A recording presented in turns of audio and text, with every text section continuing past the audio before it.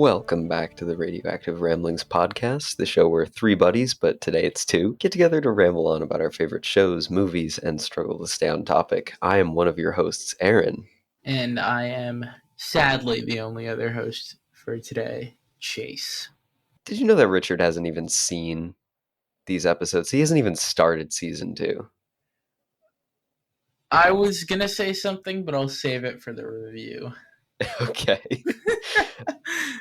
This is going to be full spoilers. Before we get into that, the topic of today's episode is, of course, going to be the first 4 episodes of Gen V Season 2. We were originally going to do the first 3 episodes, but the 4th episode came out before we got the review out, so we figured we'll just lump it all into one, and I, in particular, thought that the 4th episode was an improvement upon the first 3.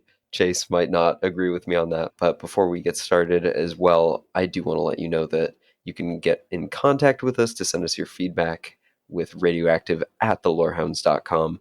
We've got a channel set up for Radioactive Ramblings within the Lorehounds Discord server, and over there you can send us a message, chat about the show, however you want to engage. And there's also a dedicated forum for Gen V, and it's going to be under the Boys Forum.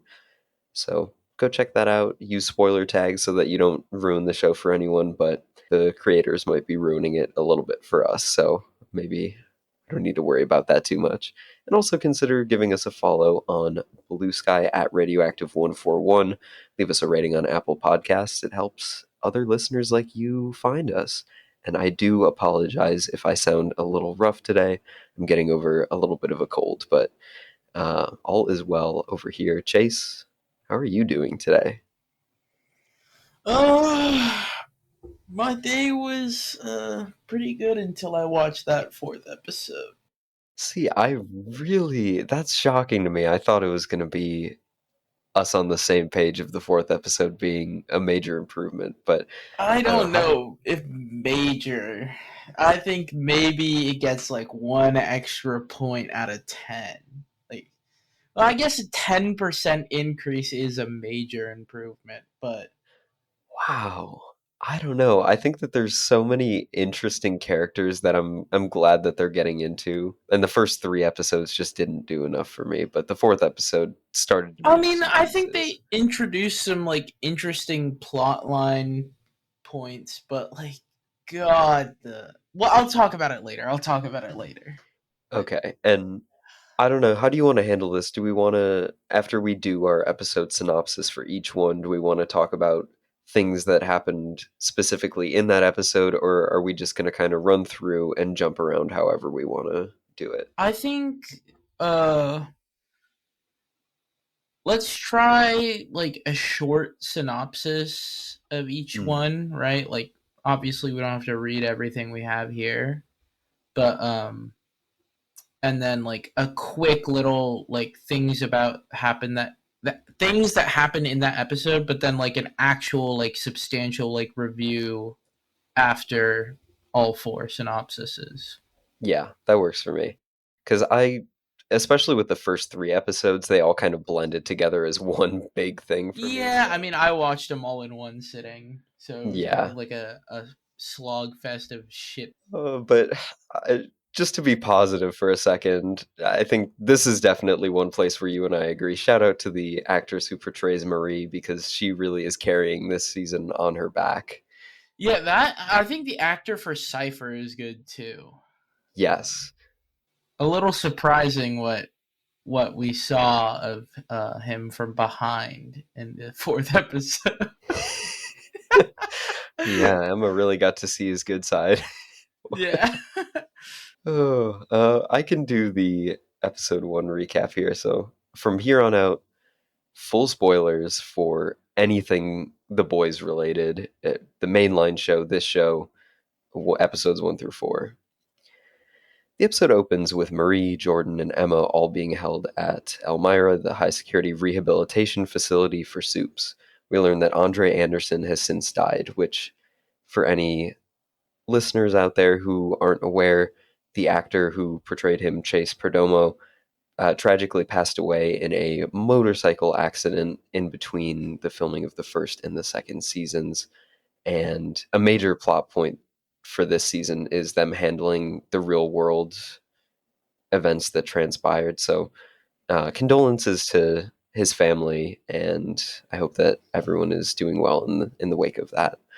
But anyways, he heroically used his metal manipulation powers to try and open a very heavy steel door during an escape attempt, knowing that overuse of his power would kill him. He collapses and suffers a fatal stroke, and Marie, prior to this, managed to escape Elmira, leaving Jordan, Emma, and Andre all behind. But all of them eventually reunite at Godolkin University, which is now under new leadership, which is entirely soup driven.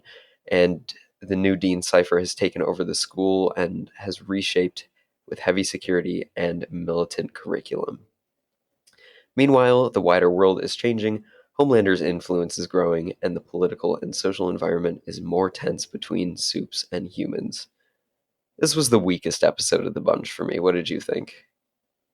Oh, for sure. Ugh, maybe the third episode because it the third or the second episode where we get that? I think it was both episodes actually where we get the whole Emma bullshit that Yeah, that was rough. that truly made me. That was like the first time in a really long time I've been like in the middle of watching a show and thought, yeah, I want to turn this off. Yeah, which was so shocking to me because I really enjoyed Emma's character in season Yeah, one. season one, she was like low key the best character, bro. And like, Yeah. I'm not gonna lie, this season, without getting into too much that's happened past episode one, she's just been like, I don't think it's the actor's fault because in season one, the actor did a tremendous job. I truly think it's just they've taken such a nosedive in writing, it's insane. But yeah, okay, back to episode one. I think this yeah, I mean, I guess you could argue that it is the weakest of the four episodes just because I mean, like I think a first episode should you should really it's an attention grabber, you know? It's you need a hook, you need something to get the watchers to be like I need to sink my teeth into this and I don't think they really hit that mark. So, yeah, I think that's like a really bad look for this episode for sure. It made me really angry that Starlight showed up. I have to be honest. Yeah, that was so ridiculous. Yeah. They just had her pull up just so that she could like bullshit mention the Odessa shit.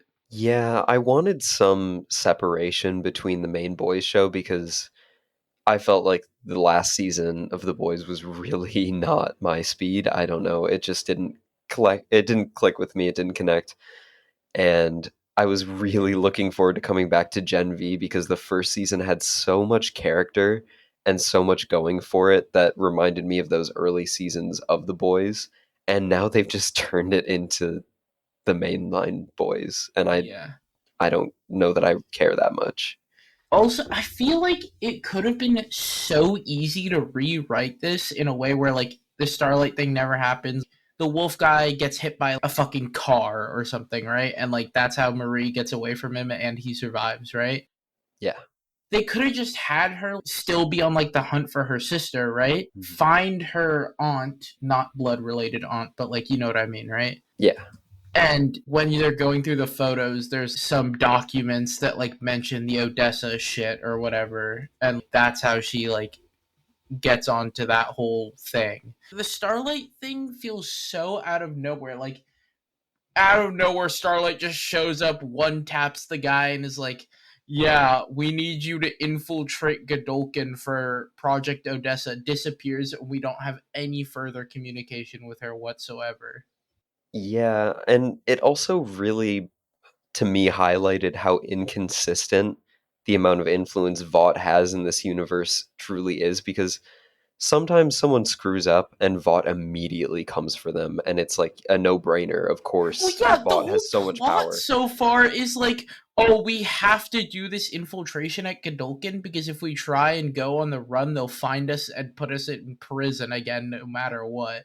It's like, Right. huh?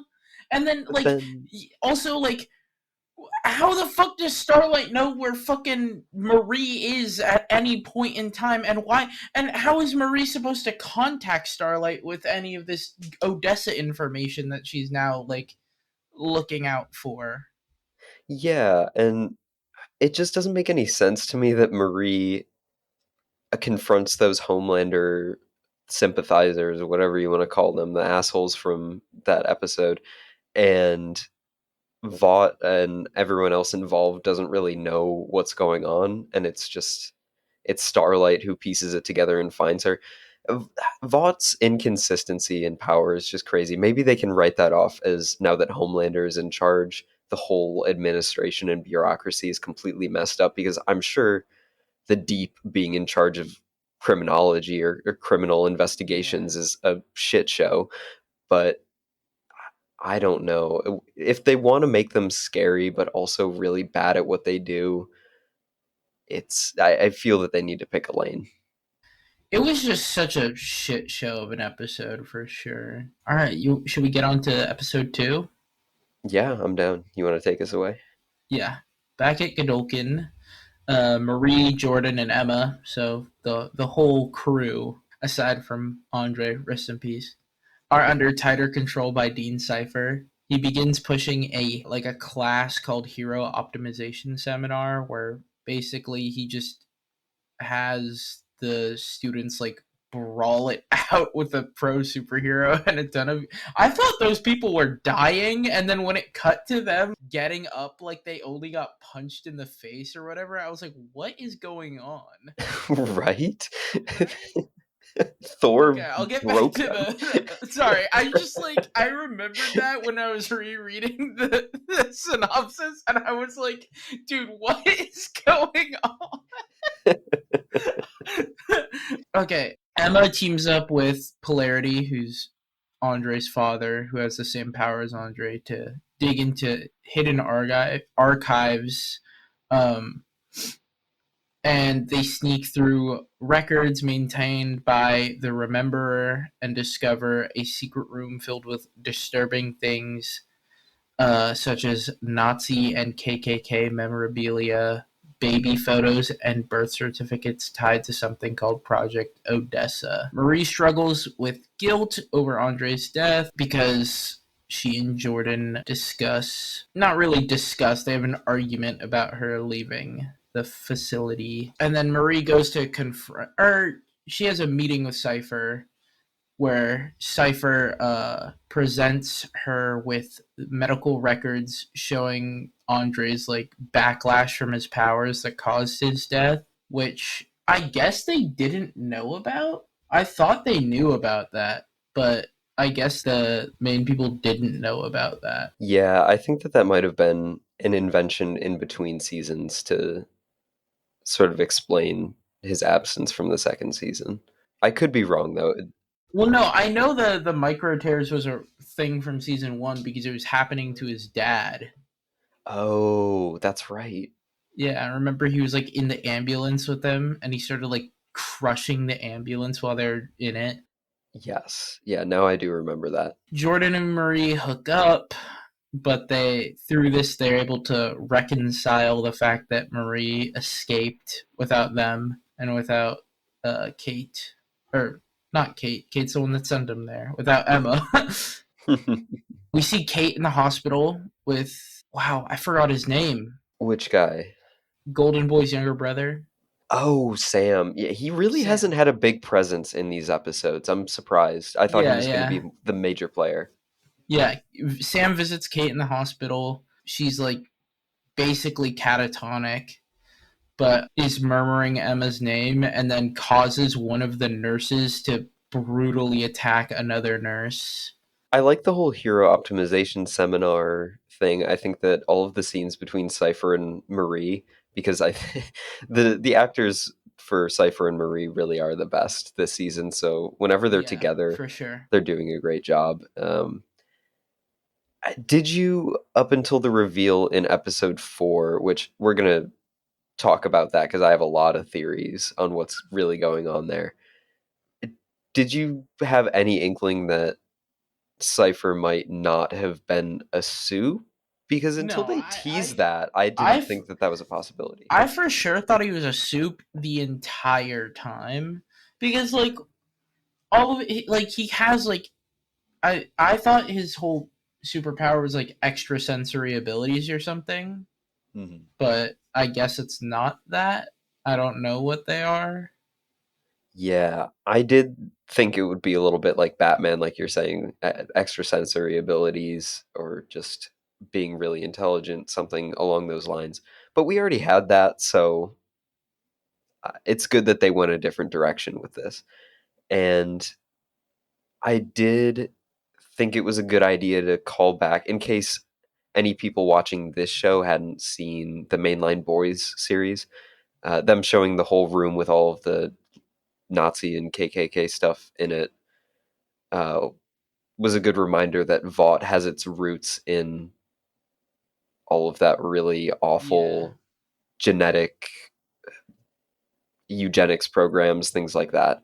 So that was a good reminder and definitely leans into the idea that this school, Godolkin University, which is named after Thomas Godolkin, who, by the way, we saw him in the opening scene of the first episode, and that made me want to throw up when those guys inject the experimental V into their systems. That was so nasty to me. I don't know why that one really got me. I thought it was pretty on par for the boys, but Yeah. I just haven't seen The Boys in a while, so going straight back into that, I was like, oh, damn. But I have been watching Peacemaker, and that's not that much less gnarly. I keep getting clips of it on TikTok where he's just blowing people's brains out. You should watch Peacemaker. I think you would enjoy it a lot. All right, I'll have to tap in because I keep getting clips of it on TikTok and like it looks pretty good, and I've heard John Cena does a pretty good job in it. Before I watched this show, if you had told me there's a show starring John Cena and he's genuinely a great actor, I probably would have laughed in your face and been like, "No, there's no way." But he really does a great job. James Gunn knows how to get his casting down, and it's great. But I don't want to stray too far. Anyways, what did you think about Kate killing all of the hospital staff? I just wrote it off as like her not really being in control of her powers because she has brain damage. Yeah. And now looking back at it after what we know in episode 4 about Cypher, do you think he might have been controlling her to do that so he would have dirt on her to use against her? No, I genuinely think it's just like a brain damage. She was out of it and just basically pumped someone full of anger. Yeah, that's fair. And as far as Sam goes, with him being constantly lobotomized by Kate over and over again, are you in support of that? Do you think this guy needs as much aid as he can get from outside sources, or do you think he needs to own up to his problems a little bit? Um, I mean, he definitely has to take ownership of what he did, right? Yeah. He didn't he have like the whole like alt right incel pipeline at the end of last season? Yeah, and then the whole internship that they alluded to at the beginning of this season, where him and Kate were working with the Seven. Yeah, If you go and watch the Main Boys series, they did some pretty horrible, messed up stuff for the Seven. So that yeah. their version of an internship was just committing war crimes. Is his like mental illness like something he always dealt with, or is that like something that just is because of his developing powers and Kate's interference and stuff? Yeah, I wonder that as well. Do we know what he has? I mean, his symptoms seem very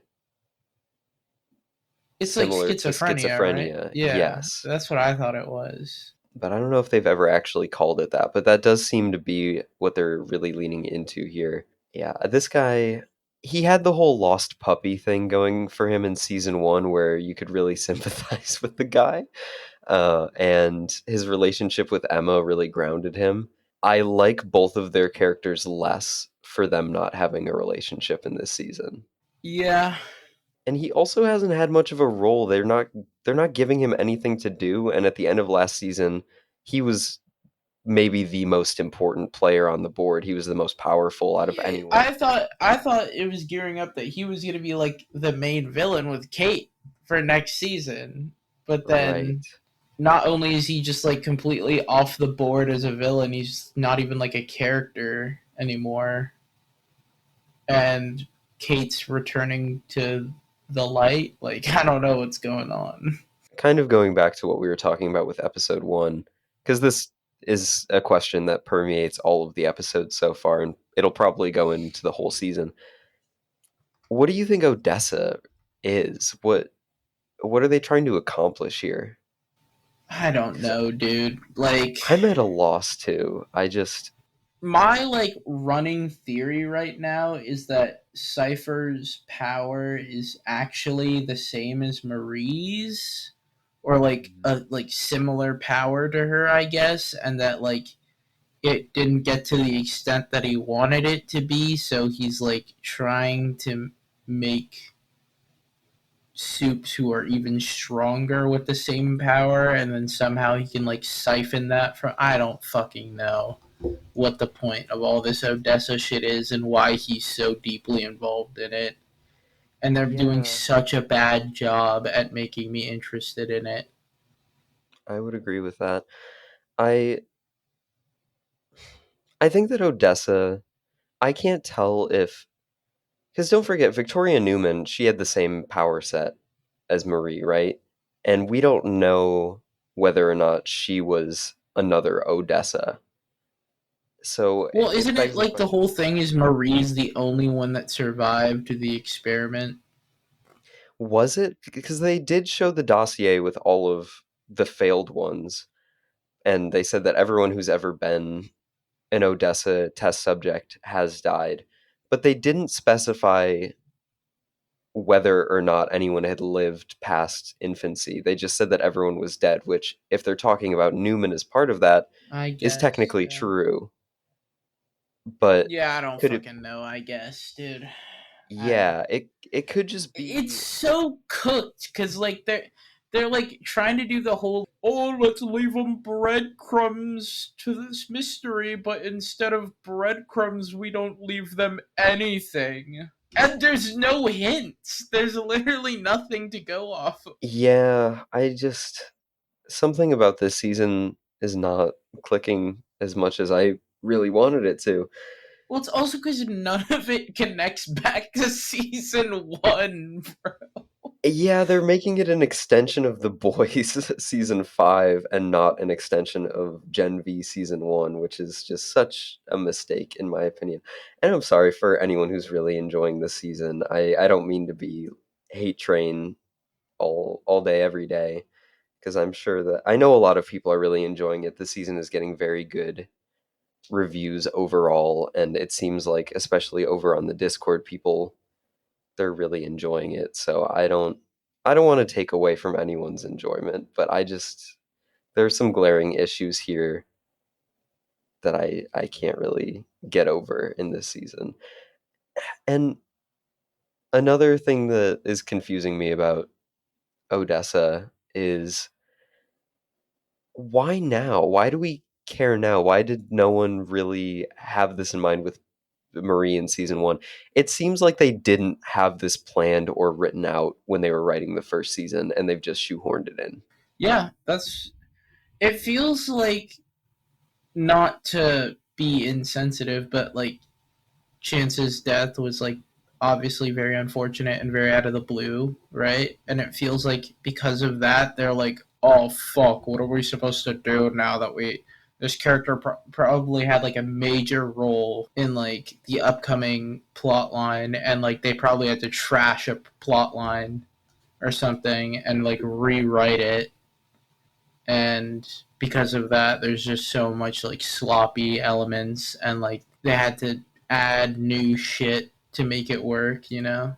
I'm a big fan in this show of Jordan. I think Jordan's character, for the most part, has been good, especially in the first season and in most of this season. the one sticking point for me with Jordan was the whole plot line of them being mad at Marie for escaping the prison. Yeah. Yeah, what is Marie supposed to do? Not fucking escape? Like, I don't understand. Right. And maybe they are having some misplaced grief over the death of a friend, and that's understandable. But it just was too drawn out for it to be just that. And then they resolve the issue, and it's like it never happened to begin with. And you and I were talking about this on the phone, I think yesterday, and we were saying that it feels like we're getting resolution to a plot line that we never actually saw. And so I don't know why I should care. Yeah. That's what literally all of the first two episodes felt like. 90% of those episodes was them having grievances with the people that like sent them there and like with each other and referencing that time in Elmira. We didn't get to fucking witness any of that. We have no context for it whatsoever. This is, you're not showing or telling me what happened. I have no connection to those moments whatsoever. I would have to agree. Let's talk about Emma in this episode. I think that this episode has maybe my favorite Emma moment of the season and the worst Emma moment of the whole series. And I'm going to start with what I really enjoyed first because I don't want to go too far into the hate train. But when Emma is having that conversation with the archive guy and she's nerding out over his stupid TV show from like the 80s, I thought that was the funniest thing ever. The way that they played that was so good. And then obviously the worst part was when she's high in the archives with Polarity. I don't know what the writers were thinking with this, truly. Dude, that when she was actually goofing off in the archive after like being spending all of episode 1 being like, guys, we need to get serious and lock in and do what's right and expose them for what they're doing, and then getting like and then immediately getting high out of her absolute mind literally like minutes before they go to do like the thing she was nagging everyone to do, like went to Polarity's house and like be like, you're being a shitty dad, after Mhm. as he's mourning his son's death. That pissed me off too. Yeah. And then he's like, fuck it, you know what, I will honor him, pulls up out of the fucking kindness of his heart and is able to get in there and risk his own life too. And she's like, oh my god, I was getting so angry, I was like, I can't watch this right now. It was so cringy. Dude, it It's was almost like actually pissing me off. it's almost like every single scene that Emma is in was written by someone else who had never read any of the other scenes that the character had ever been in. Like Oh my it truly felt like someone different in every scene, and it's just so sad because the genuinely actress might is be perfect.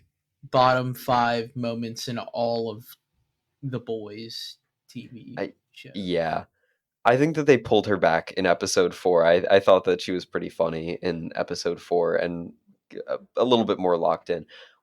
Was this the episode where they had the trad wife, like influencer?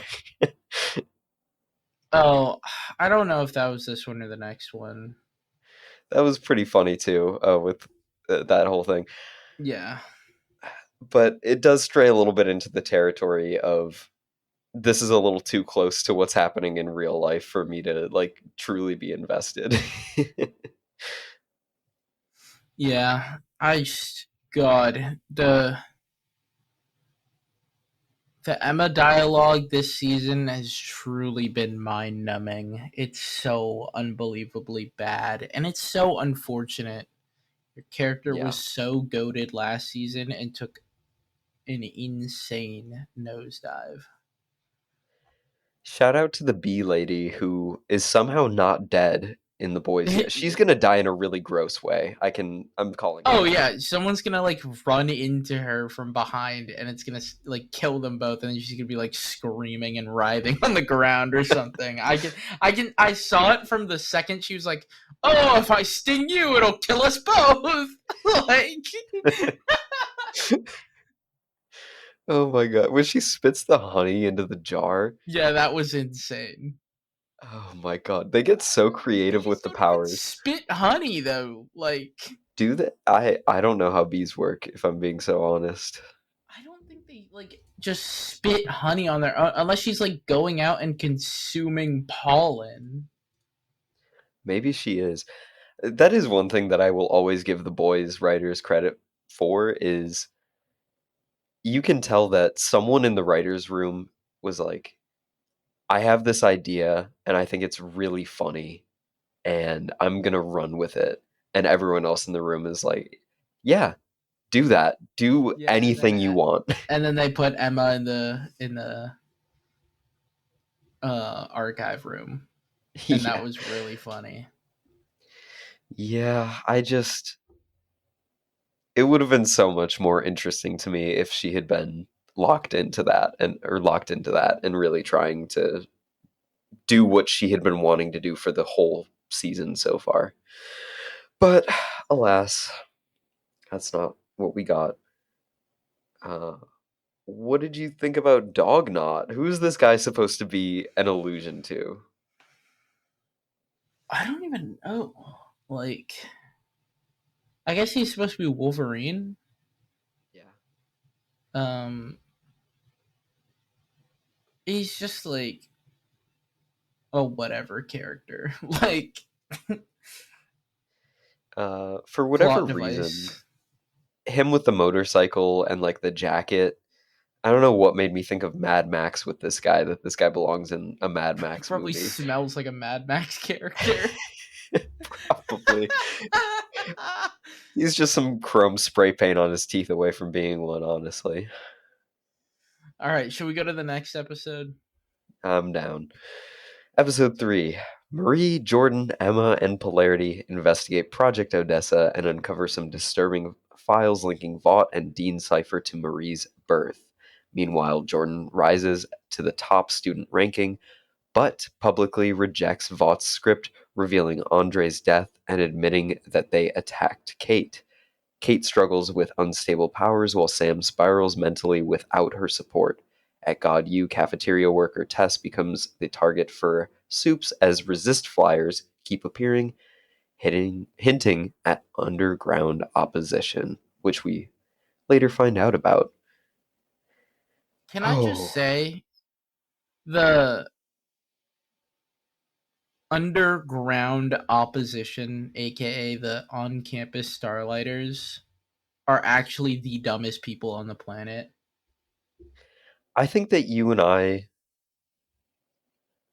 attend an academic institution with people exactly like this who are just, for lack of a better term, performative activists. Like they will put up a poster or post on their Instagram story, but they don't. Well, It's the unclear as to problem whether they is really like, care. why would you put the fucking resist flyer inside of like the kiosk of the only like human people on campus? Like, do you not realize how you're not drawing attention to resist, you're drawing attention to the like human that like has no say in your movement. Like, you're literally forcing them to be a symbol. Right, and that's what really pissed me off about the whole thing was you're close enough that you know when the poster gets taken down and you can put up a new one, but you don't see all these fucking assholes bullying this girl because of the poster you're putting up. I don't buy it. You Well, know it's what's like going on. they're doing the spray paint thing on the wall, right? And like that's the same message. It's just not causing harm to that innocent bystander. Like, what is this? Has to be the dumbest. Like, it's so stupid. It was so dumb because at first I was like, oh, Emma's gonna catch like a the teleporter asshole guy that's like fucking with her to like cause like a rift in humans and soups on campus, right? And then it's like, no, we're actually starlighters, and I literally face palmed. I was like, huh? Whoever wrote this has never been to a protest, has never like ever. Oh my god, it's so I fucking don't know. I think terrible. that they wrote it pretty accurately where these two people are just I no, I putting guess up posters. yeah, I've seen some pretty stupid people at protests too. Yeah, Yeah, like not even people at protests, just people who think that they're accomplishing something when they're not really doing a whole lot. Which, yeah, there's a lot of that going on right now where there's no action, all bark, no bite. Anyways, I thought that Jordan doing their whole reveal was profoundly stupid, and yeah. it came out Oh of my, nowhere. thank you. We didn't talk about this over the phone, but holy fuck, I was like, are we serious right now? Like, they're just gonna fucking punish you. Like, what is going Right. on? And then, oh my god, in the next episode, when they're like giving them the punishment, and they're like, I'm not gonna do that. What the fuck are you talking about? And they're like, you have, and they're like, oh fuck, I have to do that. It's like, what did you think was gonna happen? What? Yeah. It's the same thing as in the next episode, which I'm getting a little bit ahead of myself, but whatever. When they break into Dean Cypher's house and he's like, dipshit, I have cameras. It's the 21st century. It's the same sort of. They're writing these main cast members as such idiots, and They feel like the robbers from Home Alone. they do, and they feel almost like they have no common sense. They have no emotional maturity. It's just so far out of a person of that age. I don't know. It's just kind of ridiculous to me at this point. And all of the decisions these characters are making seem to have no real reason for them to be made. All right. And getting into episode 4, we have the Bloodbender facing off against the Genderbender in a publicity stunt meant to demean both of its participants. Cypher reveals his ugly side to Kate, who gets to witness our favorite mind violating Dean's powers firsthand as he forces the fight between Jordan and Marie. Emma brings in the Bushmaster further into the fold and gets an even more shocking glimpse at Cypher's ugly side than Kate did. The main cast learns once again that Cypher knows their every move and that he's always watching, which fucking duh. I That was the dumbest reveal ever because Yeah, obviously he totally. was fucking watching. Also, is it just me or Bushmaster was so terrible? Like, obviously it's funny, but it's like, isn't the whole thing is like she's insecure about her power, and now you're like make. I know it's supposed to be like a taking it back and making it something for her to like be proud of or whatever to embrace, but it's like you're the second person she's told, and you've known her, you've interacted with her for like under 2 hours, and you're doing like, I feel like it's just insensitive. No, Yeah. I felt like it was just like, when I heard that I was like, what the like, if I was her I'd be pissed. The best part was she didn't do anything with her bush that she couldn't have done with her hands. Yeah, dude, it, I don't know, like, what's the, is the whole point of her power like it's funny? Yeah, I think so. Okay. Totally just played for laughs. That and to try and bring Emma's confidence up by having these two girls who like look up to her, kind of. But I, it's just strange. Their whole relationship is strange. The fact that Emma felt empowered to give her the name Bushmaster after knowing her for 5 minutes is Yeah, just so funny. insane. And after she gets the whole spiel that she's like very sensitive about it and doesn't share that with anyone, like, Yeah, you're goaded, bro.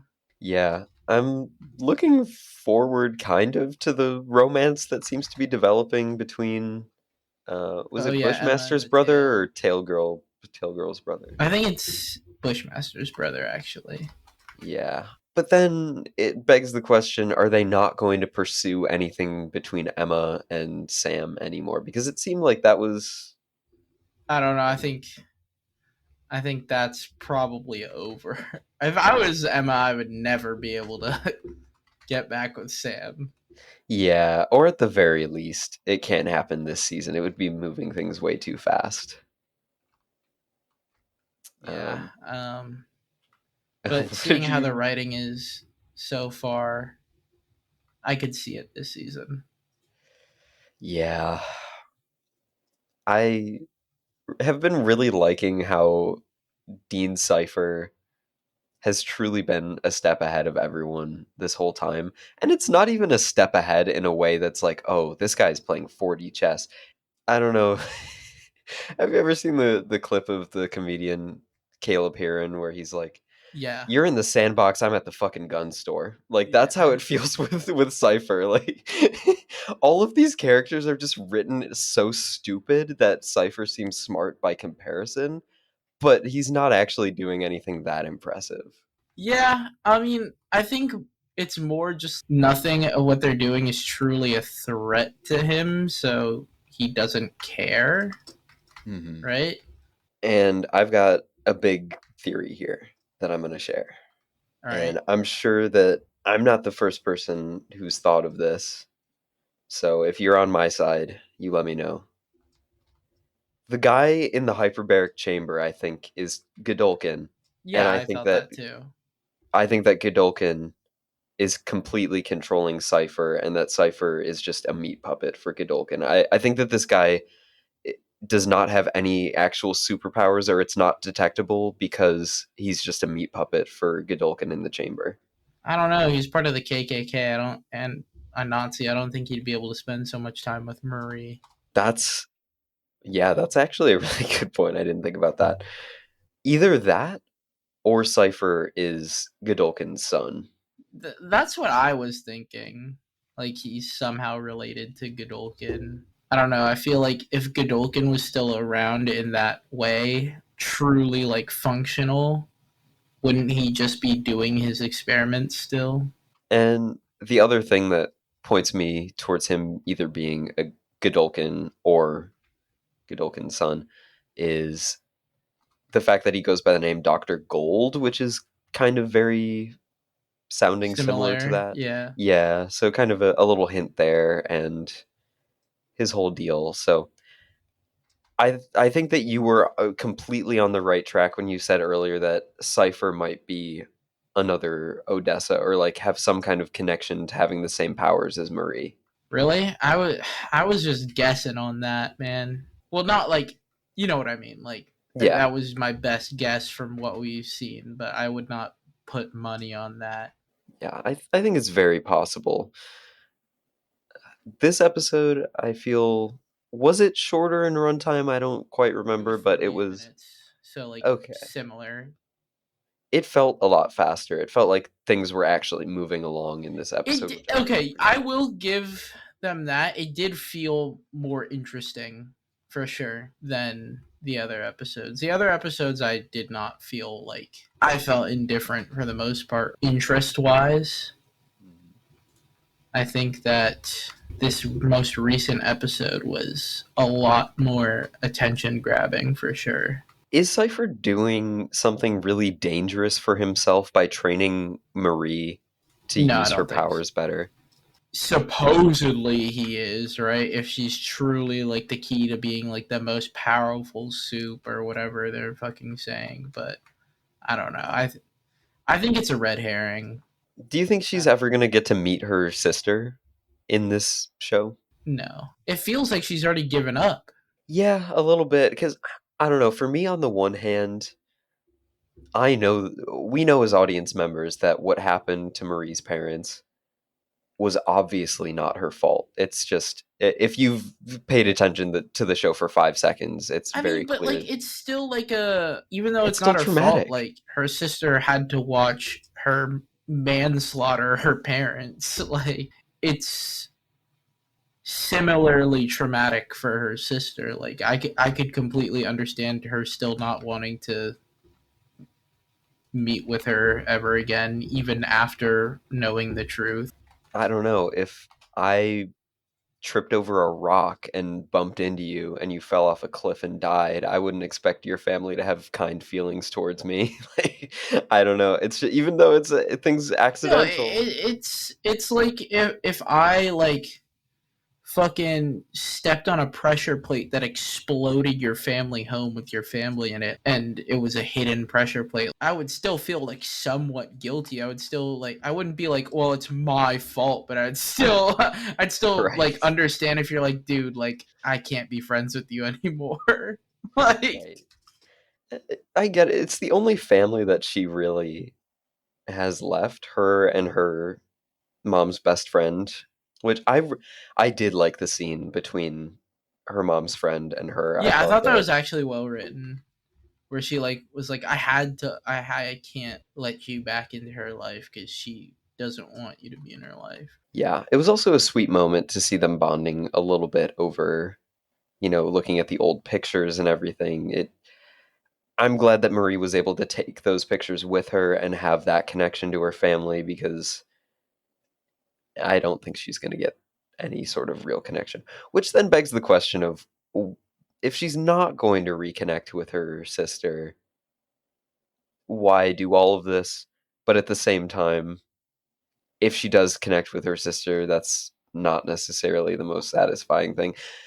They have written themselves into a little bit of a corner where I don't think that they can make something satisfying come out of that plot line. Yeah, I think if she gets to meet with her, it's gonna feel like a bailout. And then what does that really contribute to the overall story? Because Marie seems like at this point the most stable Unless her and sister is like the key to Odessa, that could be interesting. but I and like it turns out that the experiment wasn't actually on Marie, but like her parents or whatever, her Oh, mom. But I don't that think would that's be gonna be it. yeah. That would actually be interesting. That would be like a holy fuck, I'm actually invested now. Yeah. But in my opinion, that's literally the only way for them to justify bringing the sister into the story. I think that that makes a lot of sense for her sister to also be a soup or related to Odessa because they drop all of those hints about Marie's parents having fertility issues, they couldn't have a child, and then they did the whole project or the whole V serum experiment, and they opted into that so that they could have a child. Yeah. But it's entirely possible that, like you said, the mother was the subject of the tests, and that's how the kids were born. Because it would make a lot of sense for her to have just gone through these trials and had her fertility issues fixed by whatever weird, messed up experimentation Vought was doing, and now she just has these superpowered kids because of it. Yeah, I don't know. Well, I think that we should get into our interesting moments. Do you want to start us off? What were some of the things that you thought were the most interesting out of these first few episodes, or first half of the So, season, really? yeah, the glimpse into Godolkin. So all the stuff that we got to like see in the archive was actually really interesting aside from Emma and human soup differentiation on campus. Like when we got that they have like their little like name cards and the like how the soups can come into school for free without any like security, but then humans have to like go through the security scanning area. Yeah, that was really interesting. I was glad that they included that in episode 3. I thought it was one of the more It's well very done plot dystopian. lines. Yeah, yeah, it very much was. So that was great. I just got to give a big shout out. I feel like I call out a Bob whenever I see it in in a show, especially if it's a fuck ass Bob like Jordan's. It's so funny to me that they decided to go a different direction and give both the male version and the female version of Jordan the same haircut because in season 1 they had two different haircuts. And Yeah. they just were like, well, we're just gonna go full on Bob for everyone. And at first, it was really jarring to see the male Jordan with the bob. I was like, this looks really strange on the character, but it's kind of growing on me. I think it's really funny. I mean, I think he looks fine with it. Yeah, I think that there is the added benefit that both actors portraying Jordan are very good-looking individuals. So it's like Yeah. whatever haircut you put on them, they're gonna look fine. And I already said this, but Marie's whole storyline with her mom's best friend was done really well. Marie has, especially in the first three episodes, she was the standout where a lot of the other characters were they felt like they were written by completely different teams of writers and not very faithfully. It was almost a little fan fictiony in those first three episodes for everyone who wasn't Marie. And It then felt like a Redditor's idea of a plot line. a little bit, it's a really great way to describe it, but a really sad observation for the season. The cold open in episode one, that was just so gnarly. Made me want to throw up. Well done, writers of The Boys. You always manage to, between your writing and with the special effects team, make me feel sick to my fucking stomach when I watch this show sometimes. And that's exactly what I expect out of you. So well done. After our hate train, what's your overall takeaway? Gosh, what a disappointment. Boring, boring, boring. We know most soups are bad people and treat others poorly. Why is this becoming a huge plot point now like it hasn't already been part of the series and the boys the whole time? We know that they want to make a tribute to Chance, but are we seriously making everything revolve around Andre's death? Like, come on, why is that basically everyone's motivator? Like, I get his dad, but Emma knew the guy for like 2 seconds. Acting actually is not bad, but writing is. You can see Murray's actor doing a good job putting emotion into her lazily written, mysterious backstory. God, why are they giving Emma legit the worst dialogue ever? Like when she talks to Polarity and the two on campus Starlighters, I feel like I'm dying. I'm gonna give this season so far a PP out of poo poo, otherwise known as a 4 out of 10. Thank you for those wise words. Yeah. I like The Boys a lot better when the satire wasn't so close to real life. And honestly, it's not really The Boys' fault. The real world has kind of moved the line closer to where the satire is, but it is a problem for me nonetheless. I feel like I wake up every morning and I see new horrors in the news, and then I watch Gen V or The Boys, and it's just a superhero version of the news. Maybe it's not for me anymore. I don't know. I was really looking forward to having like several degrees of separation between this show and the mainline boys because season one had such awesome characters and it was its own vibe. They really had their own thing going on. But now they're trying so hard to tie it all in together and be the boys in a way that doesn't feel satisfying for me. Yeah. Why did we get multiple cameos from the main show in the first three episodes? We didn't even talk about the fucking Deep and his cameo at the frat I house. mean, that one made so much more sense, at least, than the Yeah, fucking Starlight one, though. agreed. Because he's totally the fucking. He's the kind of guy who never left the frat. Like No, he comes exactly. back. Like, A peaked in high school guy who just is so strange with all these pledges, and it's awful. I will disagree with Chase on one thing. I think that the Andre's death plotline was handled really well, and I thought that it was a good way to sort of acknowledge and handle the real life tragic situation. And if they had acknowledged it less, I think it would have been strange.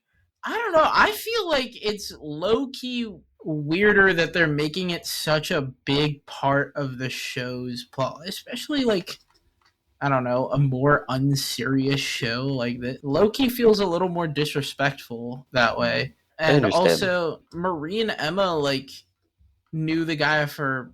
Like, Marie knew the guy for literally less than a semester. Emma only knew the guy personally for, like, legit less than 24 hours worth of time spent with him. Yeah, I don't know. I do think that because they all knew each other throughout the course of the whole first season, it makes some more sense.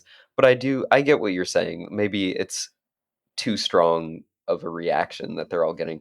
But then again, they were thrown into prison together. They went through these complete life-threatening situations together. So that's bound to bond some people together. I'm gonna firmly land on the side of I think this was well done, and if they end that storyline here and the only result of it was bringing polarity more into the fold, that's fine with me.